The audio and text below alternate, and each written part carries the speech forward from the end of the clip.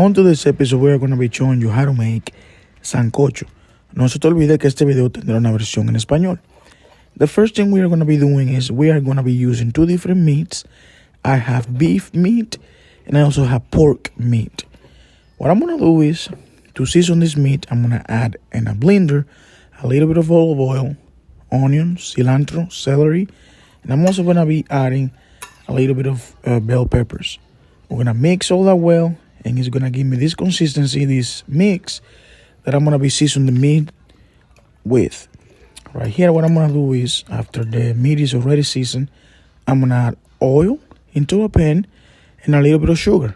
I'm going to let it get golden brown, and I'm going to add the meat. This is going to help the meat to get the color that I'm looking for. Guys, don't forget to subscribe to my channel, leave your comment down below, and like this content. Right here, what I'm doing is I'm just stirring all the meat, looking for that color and that consistency that we are looking for. Right here, you see how the color that is the meat is already getting. I'm gonna continue, and once the meat already have the color that I'm looking for, what I'm gonna do is I'm gonna add the water. I have 10 cups of water, depending on what kind of pot you're using. I'm gonna add 10 cups because I have a big enough pot. I'm gonna put the lid on and I'm gonna let it boil. Once it's boiling, I'm gonna add yuca. I'm also gonna add green plantains. I'm gonna add carrots, and I'm also gonna add potatoes. I'm gonna add all cut potatoes, and I'm gonna let it boil. I'm also gonna be adding a little bit of cilantro, celery, and a chicken cube bouillon. Of course, also 2 pieces of bell peppers.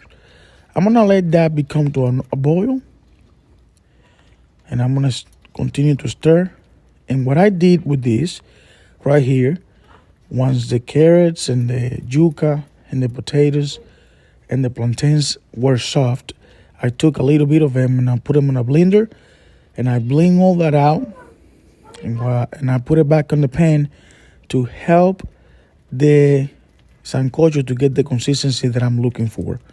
I also got 2 plantains, and I got a little bit of a grinder, and I grind the plantains and I put them back in the pan to help me get the consistency that I'm looking for. I'm also going to add a couple of pieces of corn, and I'm going to move and stir around and look at this.